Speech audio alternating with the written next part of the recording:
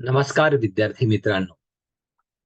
जल ही जीवन, अर्थात पाणी हे जीवन. आणि आपल्या आयुष्यामध्ये दैनंदिन वापरामध्ये पाण्याचा नक्की कशा पद्धतीने आपल्याला उपयोग होतो किंवा वेगवेगळ्या प्रकारचे उपयोग आपल्याला माहीतही असतील. परंतु बऱ्याचदा आपल्याला हा प्रश्न देखील पडतो, विशेषतः शालेय विद्यार्थ्यांना, की आपल्या नळाला येणारं पाणी नेमकं येतं कुठून? या पाण्याचा नेमका स्रोत कसा आहे आणि कशा पद्धतीनं पाण्याचं महत्व आहे ते आपण आजच्या या पाठात जाणून घेणार आहोत.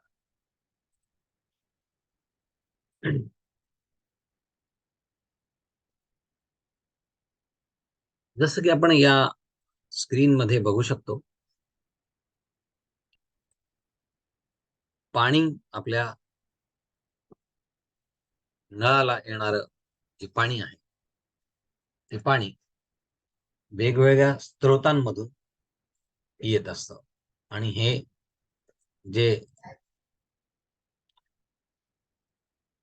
वेगवेगळ्या प्रकारचे पाण्याचे सोर्सेस आहेत, ते सोर्सेस आणि पाणी कशा पद्धतीनं आपल्याला ज्या वेळेला खूप मोठ्या प्रमाणात पाऊस पडला त्यावेळेला तर हे सगळं आपल्याला पाहायला मिळालंच, की कशा पद्धतीनं पाणी अ, किती प्रलयंकारी पण असू शकतं, किती भयंकर त्याचं रूप देखील आपल्याला पाहायला मिळालं. पाणी जिथून येतं ती जे स्रोत आहेत, ती पावसाचं पडणारं पाणी हे सरोवरांमध्ये, नद्यांमध्ये आणि वेगवेगळ्या प्रकारच्या तलावांमध्ये असतं. आणि तिथून मग ते पाणी कशा पद्धतीने आपल्याकडे येतं ते आपण बघूयात.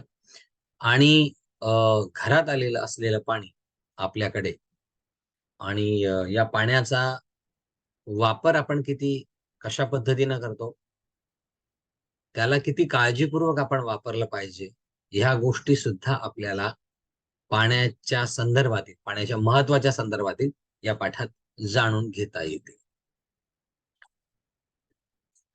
या सगळ्या ही जी स्रोत आहेत पाण्याची, ही अत्यंत महत्वाची अशी स्रोत आहेत की ज्या माध्यमातून आपल्याकडे पाणी येत असतं, ज्या जिथून आपल्याकडे आपल्या घरात येणाऱ्या पाण्याचा प्रवास हा इथून सुरू होतो. आपण व्हिडिओमध्ये बघू शकतो.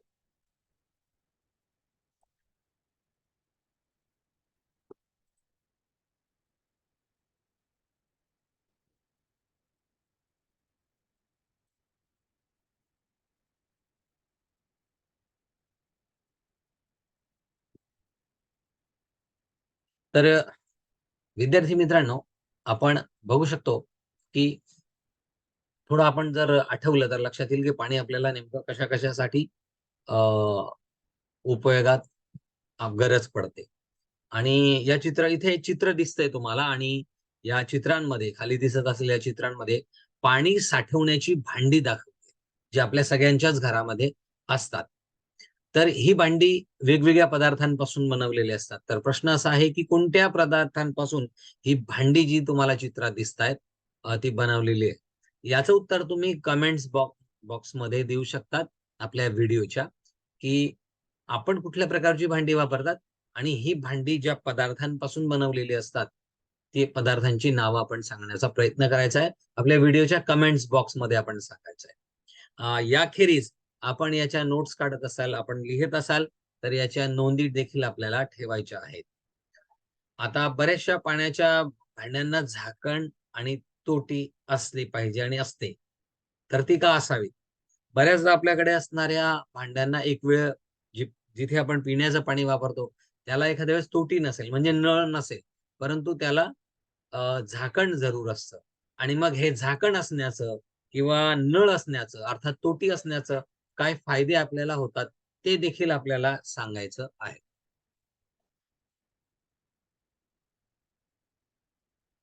आपण बघू शकतो, आपल्याला सतत पाण्याची गरज पडत असते.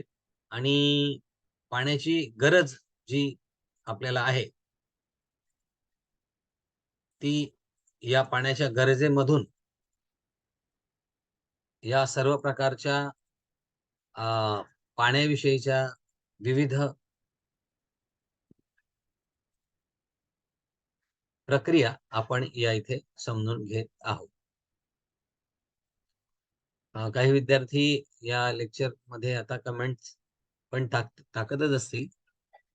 काहींना ते कमेंट्स टाकताना काही अडचण येत असले तर आपण या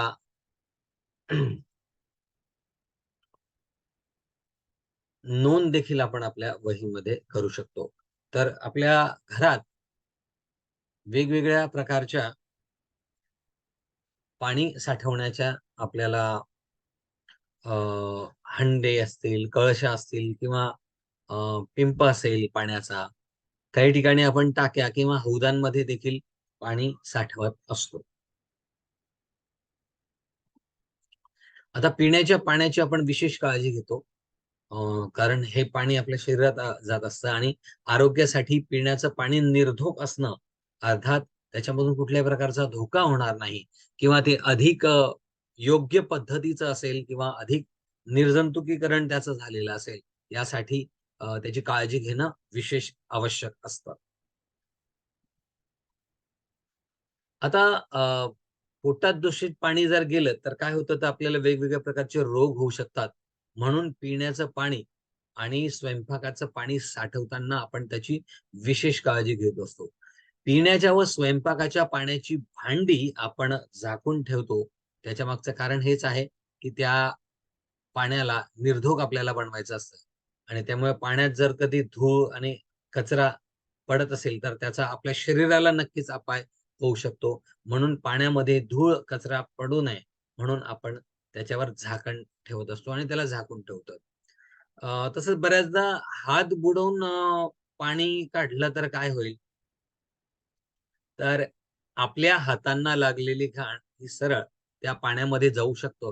म्हणून आपण हात बुडवून ग्लासाने किंवा कुठल्याही भांड्याने ज्यावेळेला आपण माठातनं पाणी काढतो, त्यावेळेला हा धोका अधिक असतो. म्हणून आपण पाणी काढण्यासाठी अ, ओगराळे वापरतो. लांब दांड्याचं ओगराळ या ठिकाणी आपण तुम्हाला चित्रामध्ये दिसत असेल, की या पद्धतीचं हे ओगराळ जे आहे लांब दांड्याचं, ते आपण पाण्यात त्या माठात बुडवून आपण तिथून पाणी काढत असतो. याखेरीज अ, पाण्याच्या जी भांडी आहेत, त्यांना जर आता आपण या ठिकाणी बघू शकतो, की इथे याला तोटी लावलेली आहे, नळ लावलेला आहे आणि नळ लावलेला असल्यामुळे अ, ही तर सगळ्यात चांगली पद्धत आहे, की ज्यामुळे तुमचं पाणी खराब होण्याचा प्रश्नच उरत नाही आणि पाणी काढणं देखील आणि योग्य त्या प्रमाणात काढणं देखील आपल्याला या याच्यामुळे अधिक सोपं जातं. म्हणून तोटी असणारी भांडी, तोटी असणारी म्हणजेच नळ असणारी जर आपला माठ असेल अ, किंवा पाणी आपण ज्याही कुठल्या भांड्यामधून घेत असू त्याला असेल, तर त्याचा अधिक चांगल्या पद्धतीनं उपयोग होऊ शकतो. आणि सगळ्यात महत्त्वाचं गोष्ट म्हणजे या अ, अ, पाण्याची याच्यामधून जास्त प्रमाणात वाया ते जात नाही, योग्य प्रमाणात वापरलं जातं. आपल्याला काय वाटतं ते देखील आपण कमेंट्समधून सांगायचं आहे. आणि एखाद्या भांड्यातील पाणी संपलं, की त्यात पुन्हा पाणी भरण्याआधी ते भांडे आपण स्वच्छ करूनच धुतो आणि तसं ते आपण काळजी घेतली पाहिजे. आणि अशी काळजी घेतलं, तर पिण्याचं पाणी हे खूप मोठ्या प्रमाणात आपल्याला स्वच्छ ठेवता येतं आणि त्याचा उपयोग आपल्याला त्या ठिकाणी होऊ शकतो.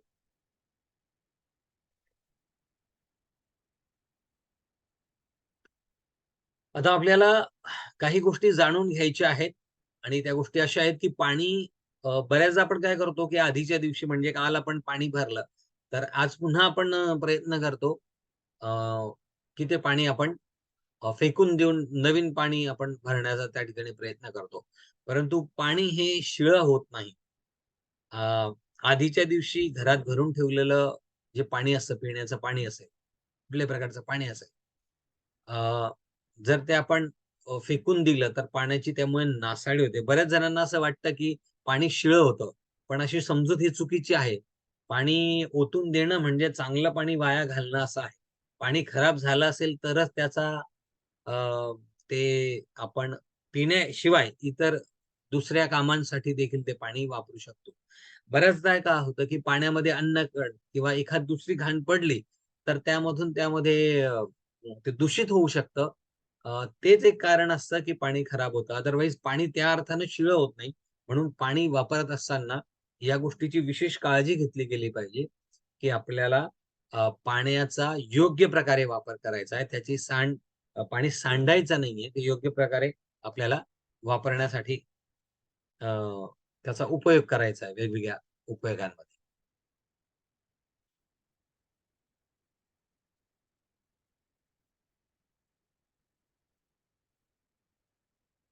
अगदी बरोबर. आपले काही विद्यार्थी या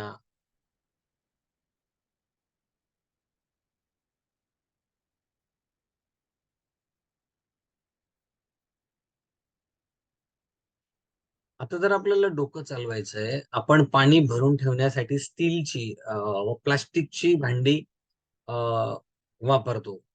जसं की आपण हे चित्रात बघू शकतो एक प्लास्टिकचा एक जार जो हल्ली बऱ्यापैकी आपल्या सगळ्यांनाच माहिती आहे.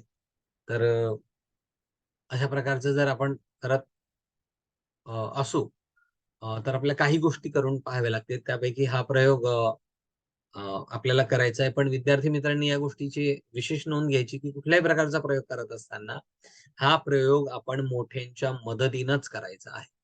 मोठ्यांना विचारून त्यांच्या मदतीनं आवश्यकता वाटल्यास त्यांच्या सहकार्याने हे करायचं आहे. प्रयोग काय आहे तर एका प्लास्टिकची आपल्याला बाटली घ्यायची. अ, या ठिकाणी ही प्लास्टिकची बाटली आहे आणि त्याला त्याचा वरचा निमुळता भाग जो कापून घेतलेला आहे आणि या बाटलीच्या म्हणजे सर्वीकडे सर्व बाजूंनी अ, आपल्याला त्याचा गोलाकार जी बाजू आहे त्यापैकी 4 बाजूंना तळापासून थोड्या वरच्या बाजूला याला आपल्याला छिद्र करायचंय, भोक पाडायचा आणि एक रिकामी रिफिल घ्यायची आहे.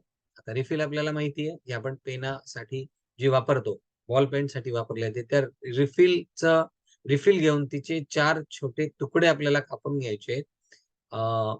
आणि हे तुकडे या 4 छिद्रांमध्ये, ह्या 4 भोकांमध्ये घट्ट बसवायचे आहेत आणि बाटलीमध्ये पाणी भरायचं.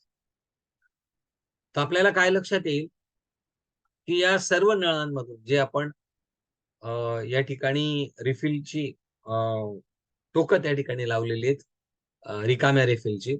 त्या सर्व नळांमधून पाणी वाहताना आपल्याला दिसेल. मग यावरून आपल्याला काय लक्षात येतं?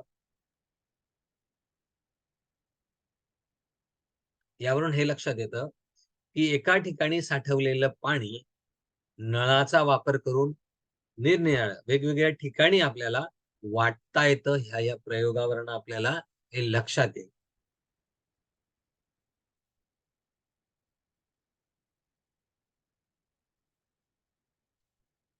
जसं की आपण आधीच्या चित्रात बघितलं, आता पुन्हा एकदा समजून घेऊ, की 4 जे याची छिद्र आहेत, भोकं आहेत, त्या ठिकाणी आपल्याला रिफिल जी आहे, वापरलेली रिकामी रिफिल, त्याची टोकं घातल्यानंतर, घट्ट बसवल्यानंतर बाटलीत आपण पाणी भरतो आणि मग लक्षात येतं, की कशा पद्धतीनं या सर्व बाजूंनी या पाणी जे आहे ते आपल्याला जाताना दिसतंय.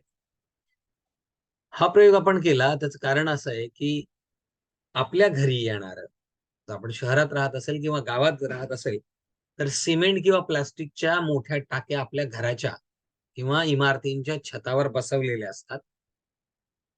या उंचावर बसवलेल्या असतात आणि या नळांच्या मदतीनं या टाकीतील पाणी आपल्या इमारतीतील, आपल्या घरातील न्हाणीघरात, स्वयंपाकघरात पोहोचवलेलं असतं आणि त्या पद्धतीनं पोहोचवता येतं. नळांना तोट्या बसवलेल्या असतात आणि बसवल्या की जेव्हा आपल्याला हवं त्यावेळेला पाणी घेता येतं आणि नको असेल त्यावेळेला बंद करता येतं. यासाठी या तोट्यांचा म्हणजेच नळांचा आपल्याला उपयोग होतो.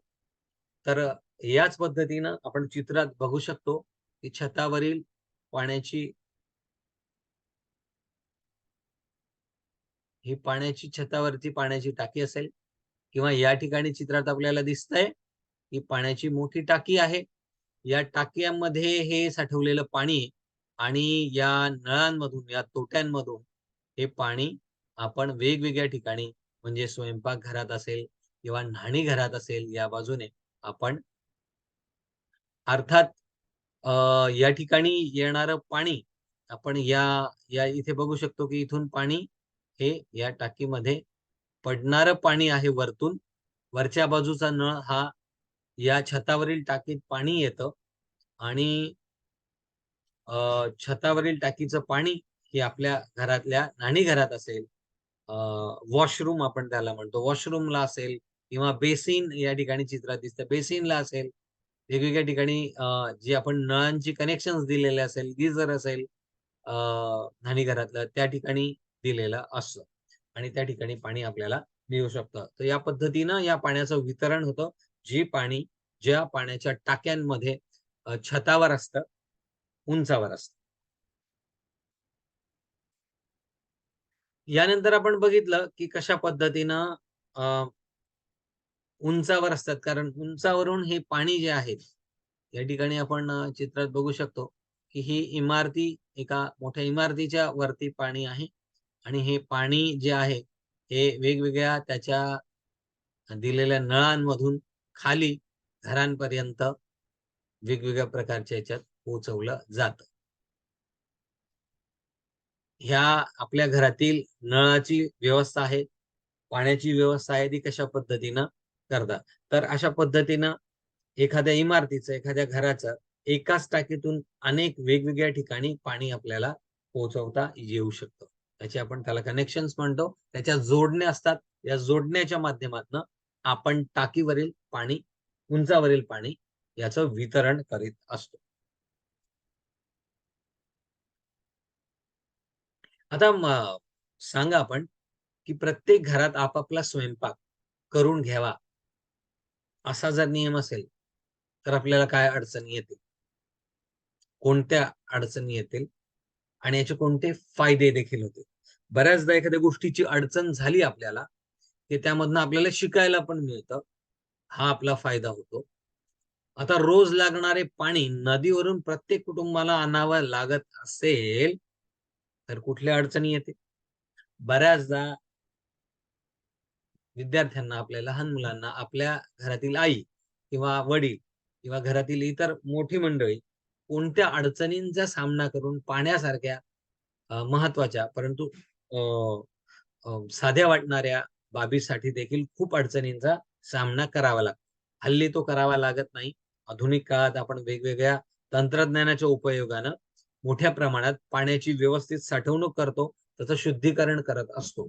परंतु ज्या काही भागात या अडचणी येतात, दुर्गम भागांमध्ये, त्या कोणकोणत्या असू शकतात, त्याचा देखील आपण अभ्यास करायचा आहे आणि ते आपापल्या घरी वडिलांशी किंवा शिक्षकांशी बोलत असताना याचं स्पष्टीकरण देण्याचा प्रयत्न करायचा. आता गावाचा जो पाणी पुरवठा आहे, आता आपण हे बघितलं की घरात पाणी असतं, तर आपल्या गावाची जी पाण्याची टाकी असेल किंवा आपल्या कॉलनीची, आपल्या नगराची, आपल्या एरियाची, शहरात राहत असेल, तर शहरातील पाणी पुरवठा होणारं हा जो पाणी येतं, ते कुठून येतं? तर हे पाणी येत असतं तलावांमधून, नद्यांमधून आणि धरणामधून. कारण हे आपल्या पाण्याचे स्रोत आहेत आणि आपल्या घरापासून हे जे पाण्याचे स्रोत आहेत, हे बऱ्यापैकी मोठ्या लांबच्या अंतरावर असतात. जवळ ती नसतात. प्रत्येकच वेळेला ते जवळ नसतात. या ठिकाणी चित्रात आपण बघू शकतो, की या ठिकाणी धरण आहे. नदीवरचं धरण आहे आणि या धरणात पाणी साठवलेलं आहे. अशा प्रकारच्या धरणांमधून पाणी जे आहे ते आपल्या घरापर्यंत येत असतात. याला हे थेट पाणी तिथून ज्यावेळेला येतं, त्यावेळेला काही अडचणी असतात. परंतु आधुनिक तंत्रज्ञानाच्या उपयोगानं आपण त्यावर मात करत असतो. आणि जे शिवाय त्यातील जे पाणी आहे हे जसंच्या तसं आपल्या घरात आपण वापरत नाही, तर त्याआधी त्याला शुद्धीकरण प्रक्रियेतून जाऊ शकतं. म्हणून गावाजवळचा एखादा मोठा पाण्याचा जो स्रोत असतो, तो आपण जर पाहिला म्हणजे कालवा असेल, धरण असेल, नदी असेल, मोठ्या प्रकारच्या जलवाहिन्यांच्या माध्यमातून अ, मोठ्या प्रमाणाच्या जलवाहिन्यांच्या माध्यमातून मदतीनं संबंधित गावा ठिकाणी हे पाणी आणलं जातं. तिथे ते पाणी निर्धोक केलं जातं. म्हणजे त्याला शुद्धीकरणाच्या प्रक्रियेतनं जावं लागतं. याला जलशुद्धीकरणाची प्रक्रिया असं म्हणतात. जलशुद्धीकरण केंद्रातून ते पाणी सर्वांना पुरवण्याची सोय केलेली असते. या पाण्याच्या पुरवण्याच्या या सोयीलाच आपण म्हणत असतो जलवितरण. आपण बघू शकतो या ठिकाणी एक धरण आहे. या धरणातून पाण्याचा जो पुरवठा आहे तो इतर ठिकाणी आपल्याला गावांमध्ये केला जात असतो. आणि याला जलवितरणाची ही जी प्रक्रिया आहे ही याला जलवितरण करण्याची प्रक्रिया असं म्हटलं जातं. विद्यार्थी मित्रांनो, आपण बघितलं चित्रात कशा पद्धतीनं धरण असतं आणि या धरणात असलेलं पाणी आपल्या गावापर्यंत, आपल्या घरापर्यंत येत असताना शुद्धीकरण करूनच येत असतो. आपल्या गावात आणि घरात असलेली आपण पाण्याची टाकी असते ती कशा पद्धतीनं उंचावर असते ते आपण बघितलंय. ती उंचावर काय असतं ते जाणून घेऊयात. त्यासाठी आपण पाहूयात. आणि एक प्रश्न तुमच्यासाठी असा आहे की पाण्यानं भरलेल्या बादलीतून ज्यावेळेला आपण पिचकारी भरून घेतो त्यावेळेला पाणी वाहण्याची दिशा कोणती असते? ओढून घेत असतात. मला सांगायचंय, प्रयत्न करायचा आहे प्रश्नाचं उत्तर देण्याचा. बरोबर. उंचावरील टाक्यांच्या संदर्भात आपण बघूयात की उंचावरील टाक्या आणि जसं की आपल्याला माहिती की गुरुत्वाकर्षण च्या बलामुळे उंचावरील टाक्या पाणी ह्या खालच्या दिशेने वाहतं, जमिनीच्या दिशेनं खाली, हे आपल्याला माहित आहे. परंतु पाणी वर चढवायचे मात्र असेल तर आपण कसं चढवणार, त्याला कसा जोर लावून चढवावा लागेल, यासाठी आपण एखादी यंत्र आपल्याला वापरायला लागतं.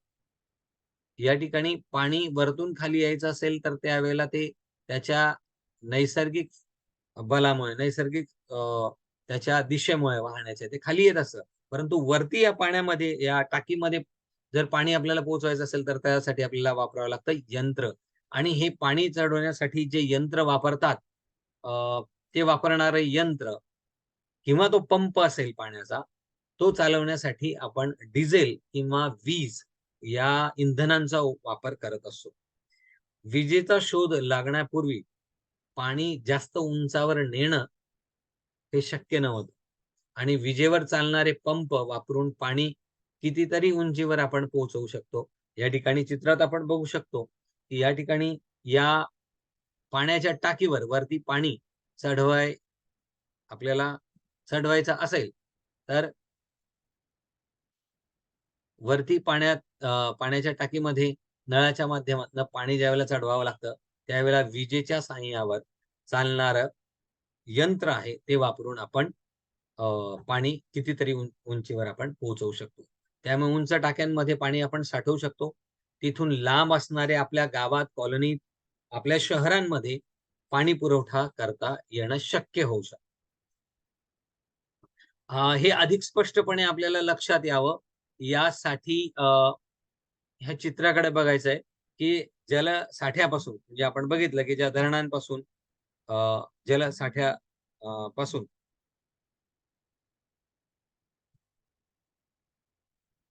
आपल्याला आपल्या घरापर्यंत जे पाणी आहे ते कशा पद्धतीने येतं या ठिकाणी धरण आपण दाखवलंय. धरणातनं जिथे पावसाचं पाणी या ठिकाणी पडताना आपण बघतोय आणि हा जो गावाचा किंवा शहराचा हा जलसाठा केंद्र आहे, जलशुद्धीकरण केंद्र, या ठिकाणी या पद्धतीनं इथे पाणी येतं.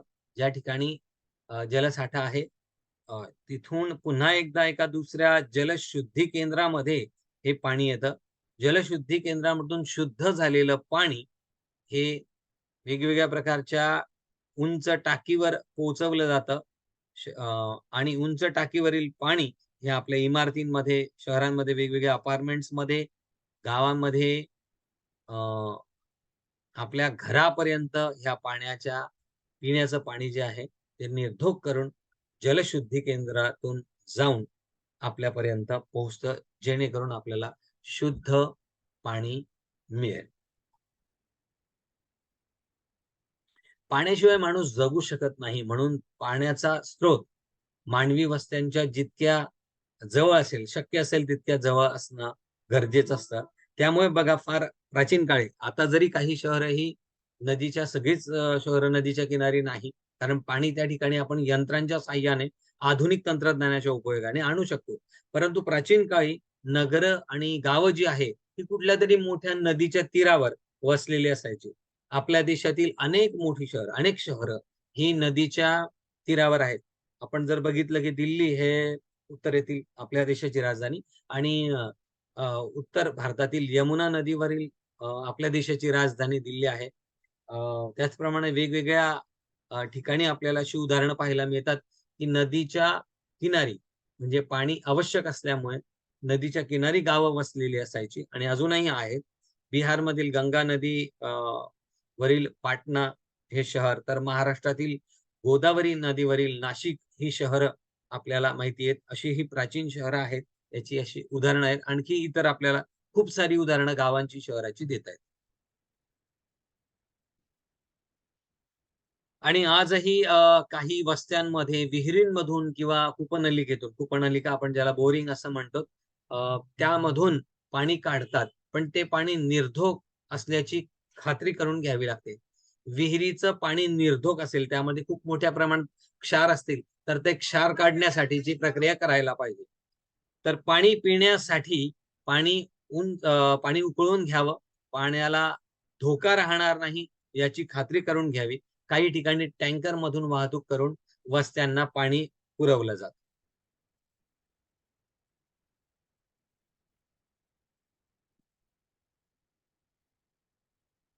ज्या ठिकाणी दररोज आपल्याला किती पाणी लागतं त्याचा आपण अभ्यास करायचा आहे, ते सांगायचं आहे आणि रोज हे पाणी कोण भरतं? आपण भरतात किंवा आपल्या घरातील कोण हे पाणी भरत असतं, नेहमी कोण पाणी भरत असतं, ते देखील आपल्याला सांगायचं आहे. कमेंट्समधून सांगा किंवा आपल्या शिक्षकांना सांगा, आपल्या घरातील मोठ्यांना सांगा किंवा लिहून ठेवता आलं तर लिहून ठेवा. तुमच्या घरातील एक रिकामी बादली घ्या. हे करून बघायचं आहे आपल्याला. ती उचलून तिचं वजन किती असेल याचा अंदाज घेण्याचा प्रयत्न करा. आता ती बादली पाण्यानं अर्धी भरा आणि किती जड होते याचा अनुभव घ्या.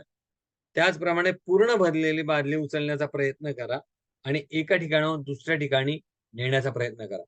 बघा आपल्या लक्षात येईल, की हे काम किती कष्टाचं आहे आणि हे काम आपल्या घरातील आपली आई असेल किंवा आपले वडील असेल किंवा घरातील इतर मोठे असतील, आजी-आजोबा असतील, ते काम करतात. ते किती कष्टाचं आहे, हे ती बादली उचलल्यावर आपल्याला लक्षात येईल विद्यार्थी मित्रांनो. तुमच्या घरी अशा किती बादल्या रोज पाणी लागतं, ते आठवा. त्याचा अभ्यास करा. तेवढं पाणी भरण्यासाठी मग किती परिश्रम लागत असतील याचा अंदाज तुम्हाला येईल आणि हा अंदाज आल्याशिवाय आपण पाणी किती जपून वापरायला पाहिजे याचं महत्त्व देखील तुम्हाला कळेल. आता ही जी यंत्र आपण बघितलीत, की जे पाणी अ, चा चा उंचावर नेण्यासाठी वापरली जातात. त्यासाठी कुठल्या प्रकारचं इंधन वापरलं जातं? उपनलिकेतून म्हणजेच बोरिंगमधून पाणी काढणारा पंप असतो. तो कशावर चालतो? उंचावरील टाकीमध्ये पाणी चढवणारा पंप असेल किंवा वस्तींमध्ये पाणी पोहोचवणारा टँकर असेल, हा कुठल्या इंधनांवर चालतो? हे देखील आपण सांगायचं. पाण्याचं शुद्धीकरण करणं, ते उंचावरील टाकीत चढवणं, यासाठी अनेक लोक सतत कार्य करत असतात, काम करत असतात. तेथील यंत्र चालवण्यासाठी वीज किंवा डिझेलचा वापर करावा लागत असतो. त्यासाठी खूप मोठा खर्च येतो. म्हणून स्वच्छ पाणी ही एक मौल्यवान असा पदार्थ आहे, मौल्यवान असा ठेवा आहे. आपण आपल्या मौल्यवान वस्तू जशा सांभाळतो, तसंच पाणी देखील मौल्यवान आहे. म्हणून पाण्याची आपण काळजी घ्यायलाच हवी. भरून ठेवलेलं नळाचं पाणी वाया जाऊ नये आणि ते खराबही होऊ नये यासाठी आपण प्रयत्न करायचा आहे. पाण्याचा काटकसरीने उपयोग करायचा आहे. तोंड धुण्यासाठी घेतलेलं पाणी उरले तर ते फेकून द्यायचं नाहीये. ते परत वापरण्यासाठी आपल्याला कशाप्रकारे दुसऱ्या वापरात करता येईल ते बघायचंय. रोज दात आणि तोंड आपण ज्यावेळेला धुत असतो, त्यावेळेला नळातून पाणी बेसिनमधून असेल किंवा कुठल्याही प्रकारचं असेल, ते पाणी वाहू न देता आपण अधून-मधून नळ बंद करायचा. आवश्यक असेल त्याच वेळेला नळ सुरू ठेवा. अन्यथा नळाच्या तोटा ह्या बंद ठेवायच्या आहेत. भाज्या, फळे धुण्यासाठी आपण जे पाणी वापरतो, ते पाणी आपण बऱ्याचदा फेकून देतो. ते आपण झाडांना देऊ शकतो. भांडी मिसळत असताना नळ पूर्ण उघडून जोरानं सुरू ठेवण्याचा आवश्यक तेवढंच पाणी वापरायचं आहे. या गोष्टीची आपण विशेष काळजी घेतली पाहिजे. या पाठातून आपण काय शिकलो? आपल्याला पाण्याचा सतत वापर करावा लागतो. म्हणून आपण पाणी घरात साठवून ठेवतो.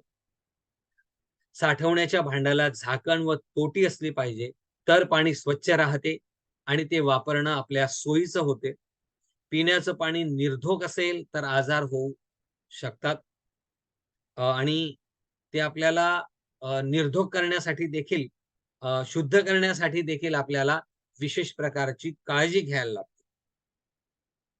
या पद्धतीनं शहरांमध्ये तसं लहान गावांमध्ये जलशुद्धीकरण केंद्र असतात. त्याची वितरण व्यवस्था असते, हे आपण या पाठात शिकलो.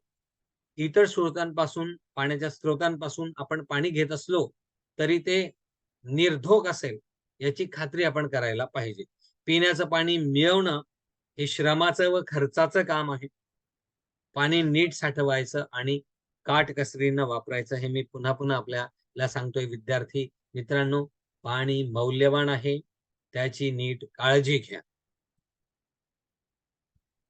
आपण काय करायला पाहिजे ते देखील महत्वाचं आहे. वस्तीतील सार्वजनिक ठिकाणी, आपल्या शाळेमध्ये असेल, गावात असेल, आपल्या कॉलनीत असेल, नगरात असेल, जर थेंब थेंब पाणी वाहत असेल तर आपण काय करायचंय, काय करायला पाहिजे ते आपण विचार करा. तुमच्या घरात जी व्यक्ती पाणी भरते तिचे श्रम कमी करण्यासाठी आपल्याला काय करता येईल, मदत करता येईल का, ते देखील आपण विचार करावा. आता तुम्हाला काही प्रश्न विचारतोय की ते योग्य किंवा अयोग्य ते आपल्याला सांगायचंय. लिहिता आलं तर आपल्या नोंद वहीत लिहायचंय.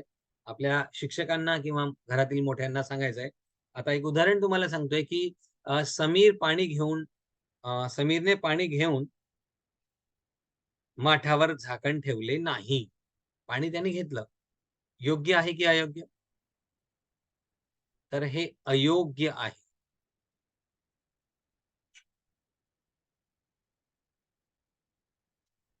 भांडी विसळलेली भांडी विसळलेली पाणी निशा झाडांना घालते. चांगलं करते. योग्य आहे. नळाला पाणी आले म्हणून सईने भरलेला हंडा ओतून देऊन पुन्हा पाणी भरायला गेली. बघा, असलेलं पाणी ओतलं, कारण पुन्हा नळांना पाणी आलं असल्यामुळे. तर हे अयोग्य आहे. पाण्याचा अशा प्रकारे अ, अं, अपव्यय करणं, अशा प्रकारचं पाणी वाया घालवणं हे चुकीचं आहे. म्हणून हे आहे अयोग्य. मित्रांनो, आपल्याला शिक्षणामधून शिकून या गोष्टी समजून घेऊन योग्य अयोग्य कळायला पाहिजे. आता बघूयात रश्मी काय करते. रश्मी या ठिकाणी आपण बघू शकतो. रश्मी सहलीला जाताना सोबत पाणी नेते. योग्य की अयोग्य? आपल्याला पाण्याची आवश्यकता असते.